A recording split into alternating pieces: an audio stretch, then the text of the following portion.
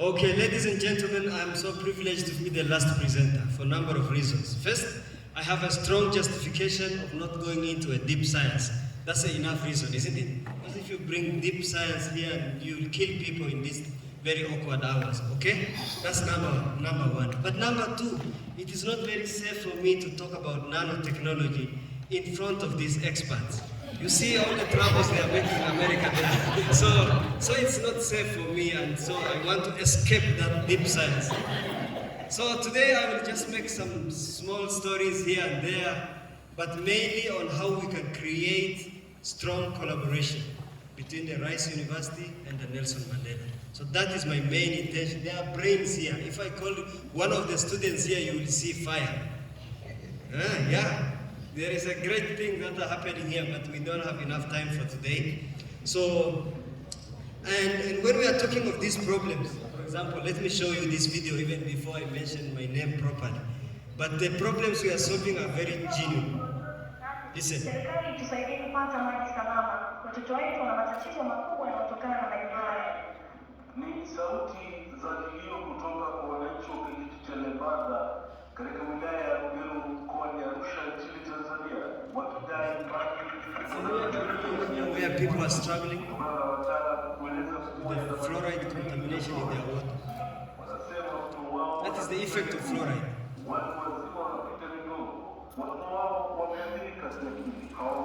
hata kusoma na wengine wakiwa na kuoni hafifu pamoja na kuona vichwa vikubwa.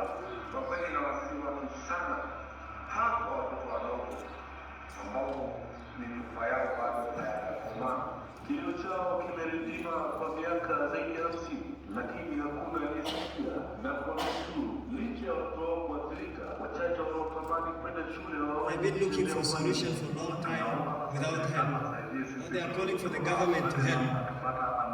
I think the government is only helping through Nelson Mandela.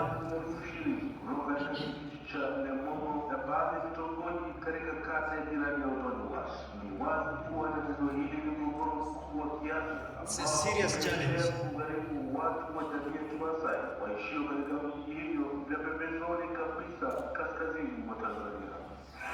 It is just a nearby village where we have some interventions, and this is one of the solutions we provide. Engineer Prof.Hilonga is putting his invention to the test. He's developed a system for purifying water using nanomaterials. They're small filters with a big job, removing dirt, heavy metals, and other impurities to make water safe to drink. This is safe, clean drinking water.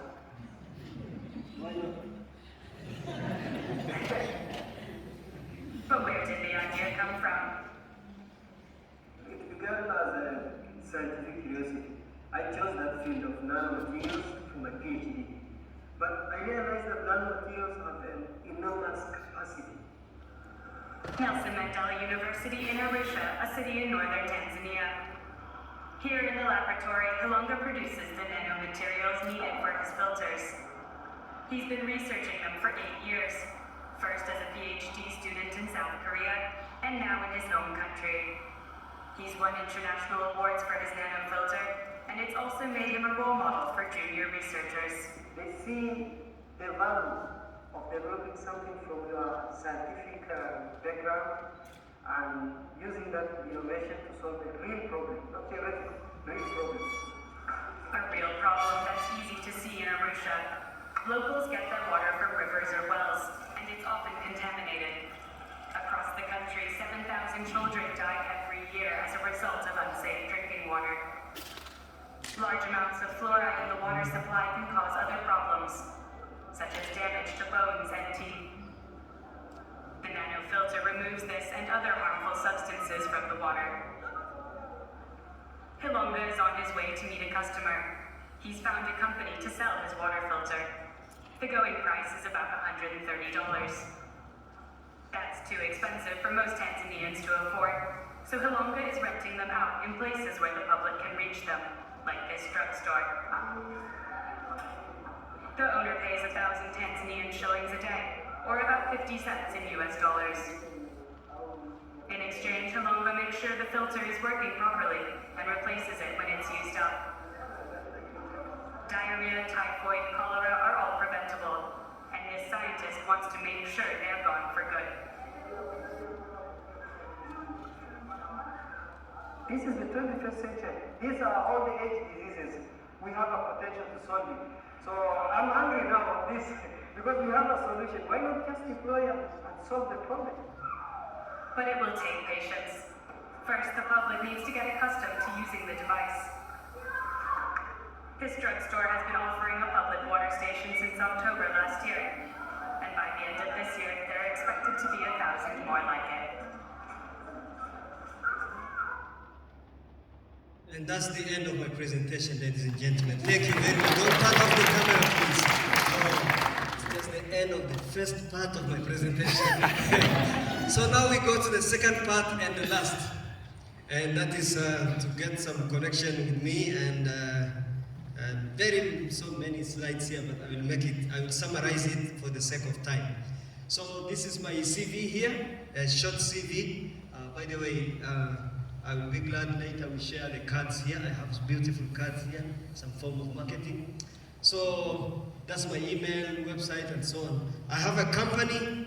I have a company called Gongali Modo. This is for profit company. I have an NGO that's called Tanzania Human Development Foundation. And I'm a professor here at the university. And these are my products. I deal with several products. I wish if you can save some few minutes, you can drop by my company. It's not very far from here. See practically what we do, and I think that can really create some synergies among ourselves. And so this is my CV. I did my PhD in South Korea, and at the University of Dar es Salaam I did Masters and MPH in South Korea also. So that is in short my CV. Among these activities that I do, the most well-known is a nanofilter. This is a water purification system that I will talk about. And so what the government needs and what the community needs is a success story. So one time they invited me in a meeting by the government where they are giving a report on how the nanofilter innovation from Nelson Mandela has contributed to the reduction of waterborne diseases in Arusha, our city here, by 42.9%. That's like a 50% reduction. And I was so glad to hear that this is our contribution. Our motto at Mandela is academia for society and industry. And this is a proof. So we have an evidence that something good is happening. And I hope with the Rice University, we can enhance this success story even in other fields, in energy, and in many other fields. So we have a potential in our hands, and this is a typical case study of nanofilter. So we are happy about that.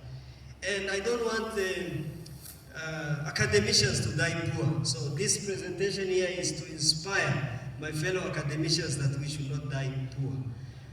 Because you struggle with all these nanostructures and then finally you die with your tie. That's not fair. I want academicians to be rich. My brother, look here. Rich.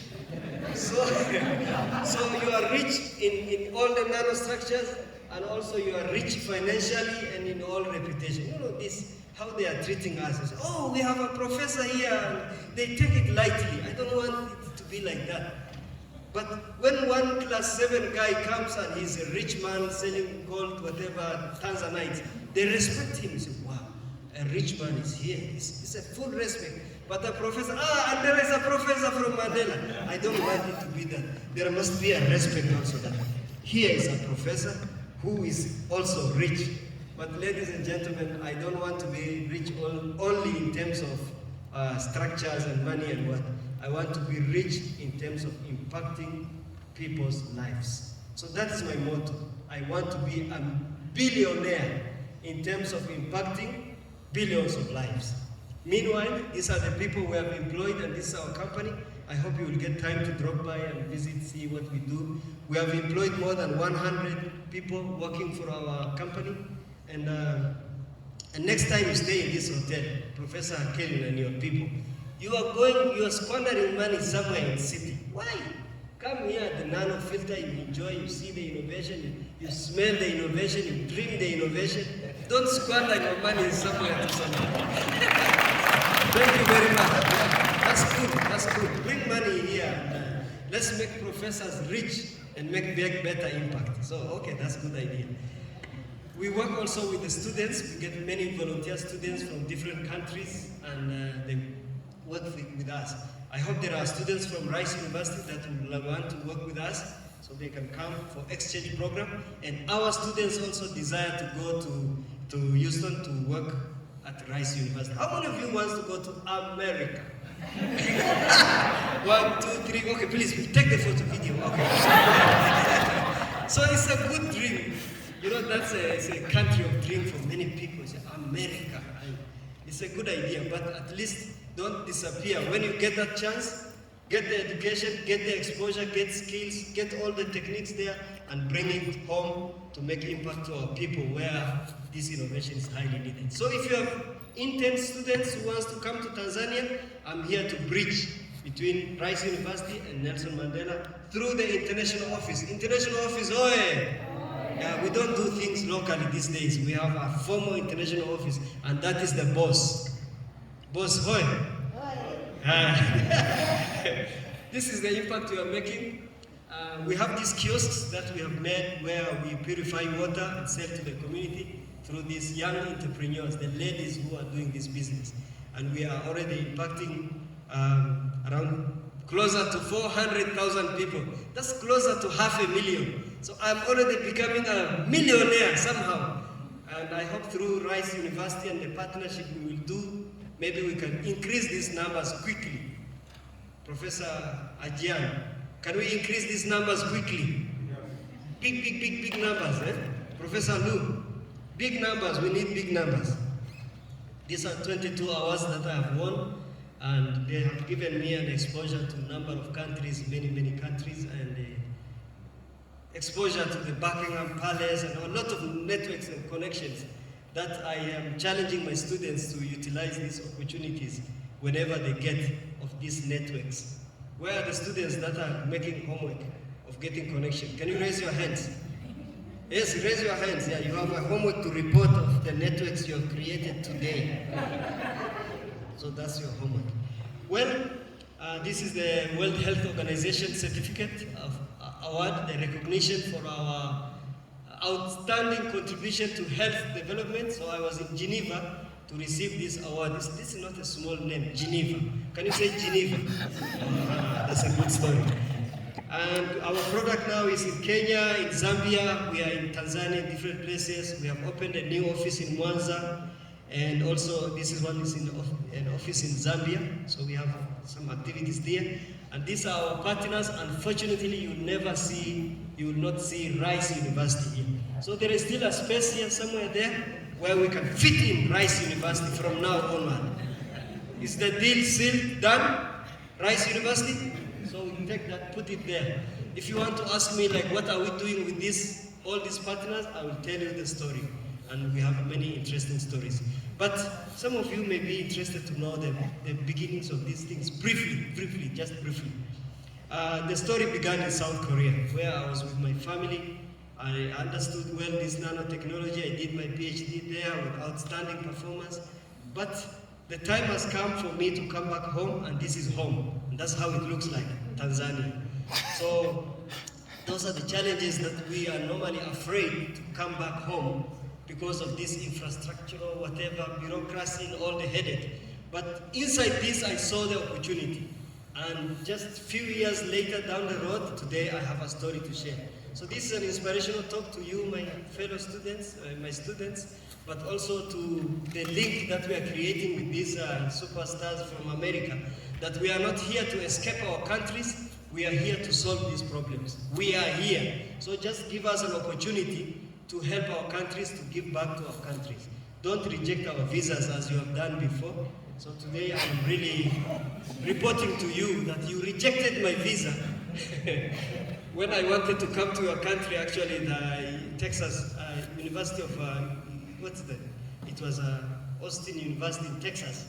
I got an opportunity, I was in South Korea, but that immigration officer said they will not give me a visa because I'm a potential immigrant to America. Man, that was so heartbreaking. Why should I immigrate to America? Why? What's so special there, brother? Can you help me?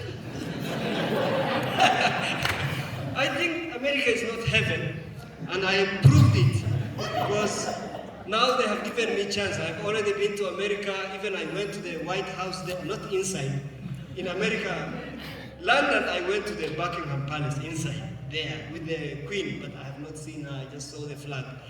But America, I saw closer to the White House there in that park, and I was so surprised and shocked to see that the people are cursing the president. They are insulting him just beside the White House. So that they call democracy, where you just insult, they're saying this Trump, I think it was Trump that time. Oh, he's a snake, he's whatever. I said, whoa. You can't tell the president of Tanzania a snake, my friend. You don't do like that. That's not a good idea here. So today, I'm glad that I am given now freedom to visit all these countries. I have been to the UK 9 times, nine. No more rejection of visas. And as I talk to you now, I have a visa to America, and I'm coming to Houston in May. So May to July, I will be there. And I have already have an invitation from a big professor. Can you wave your hand, professor, please? At Rice University.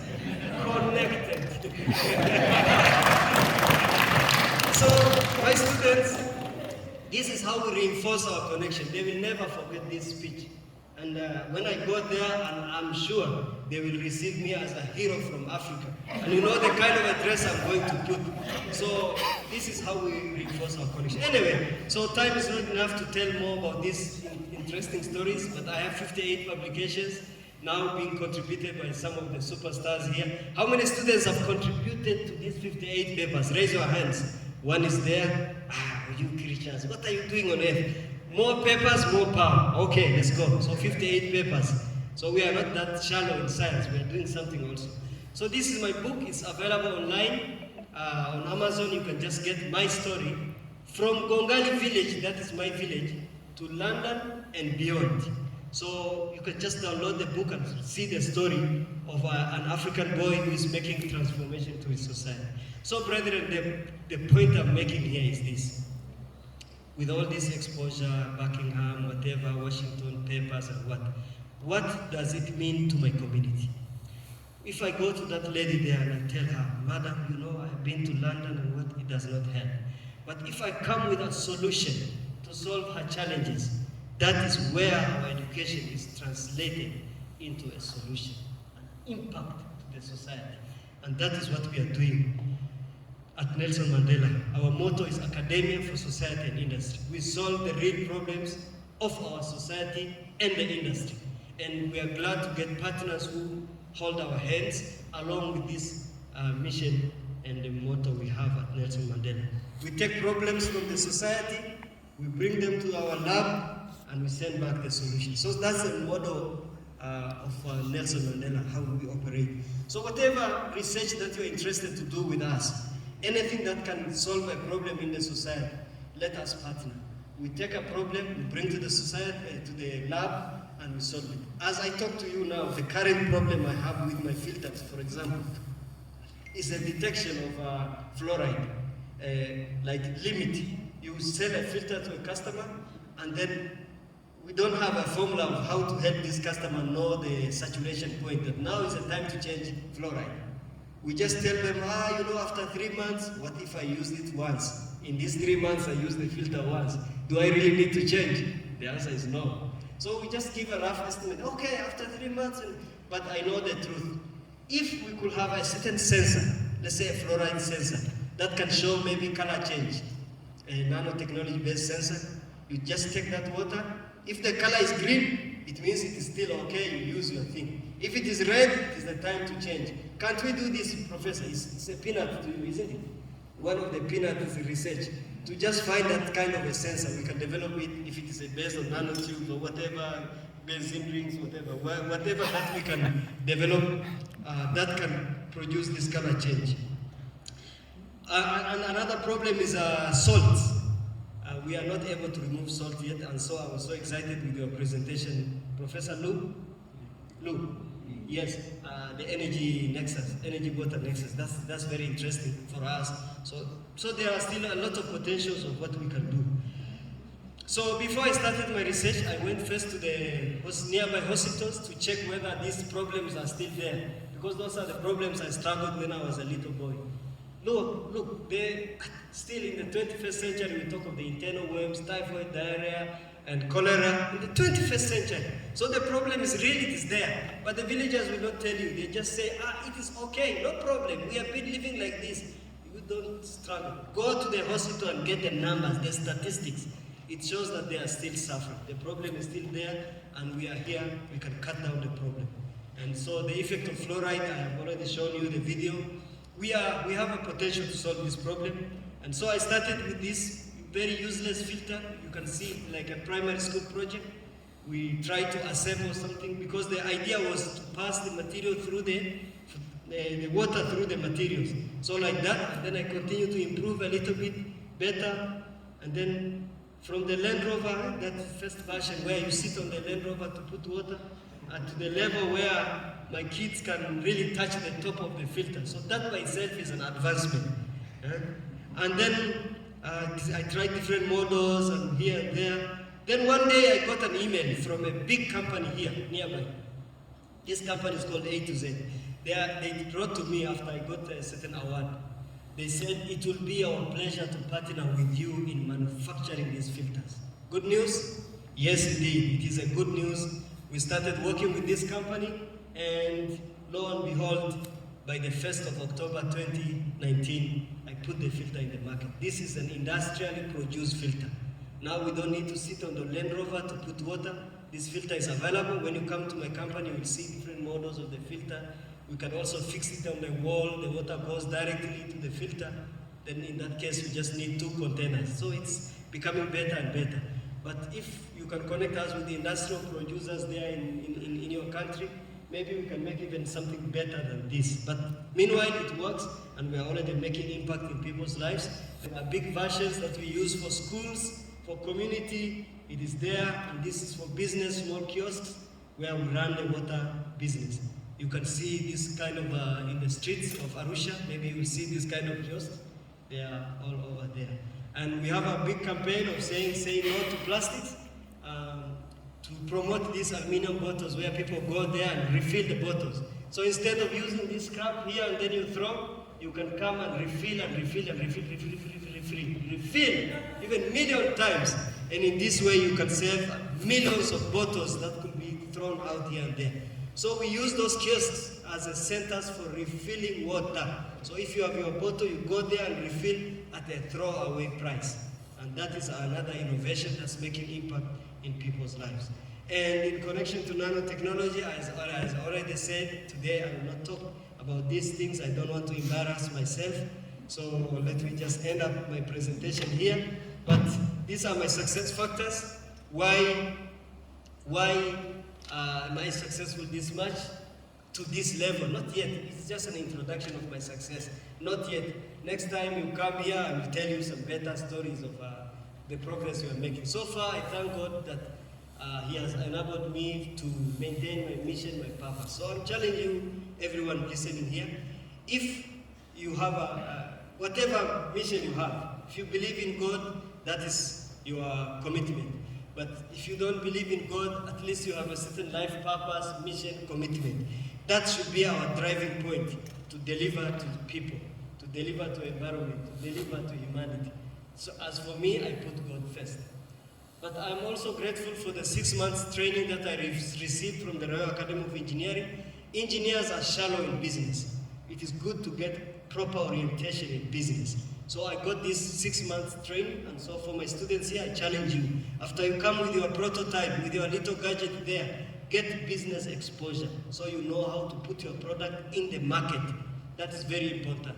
And then get mentors, strong mentors. Some are available here, and we have Professor Lugomela here and others.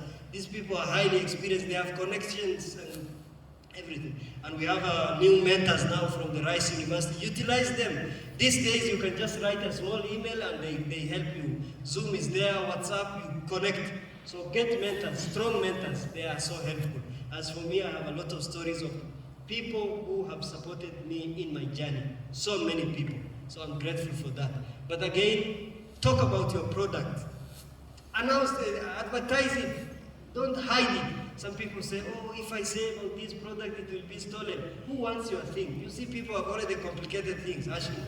They have very advanced things. Who will come and hide your whatever nano filter and steal your nano filter? No, talk these stories. That's how you get connections. They have nothing to steal. There are certain secrets that God is hiding from them. Don't worry. You maintain a business secret and tell the story. Make a noise. Let people know you and what you are doing. Publicity, the media. I saw the cameraman here. Utilize him very well.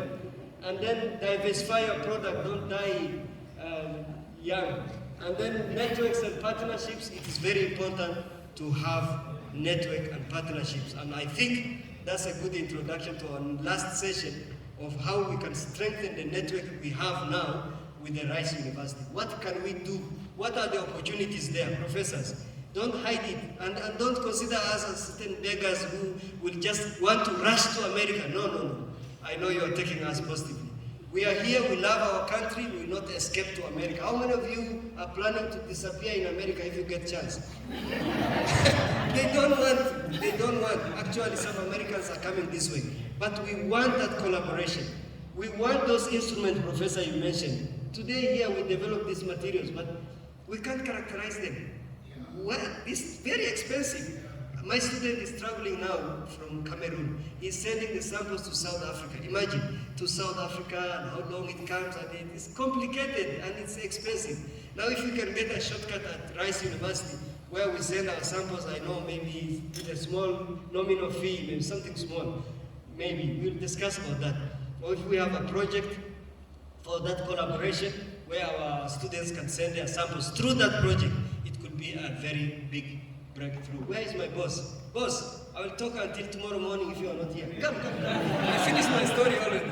So ladies and gentlemen, I'm so grateful, I'm so excited. We'll meet again in Houston very soon, and I hope we will strengthen our collaboration. And even this, after the boss, if we have time to talk more, we can talk. I am an open-minded person, nothing to hide. Opportunities are there. Let us work together to make impact to the society and industry. Let us bless people. God bless you. Thank you very much.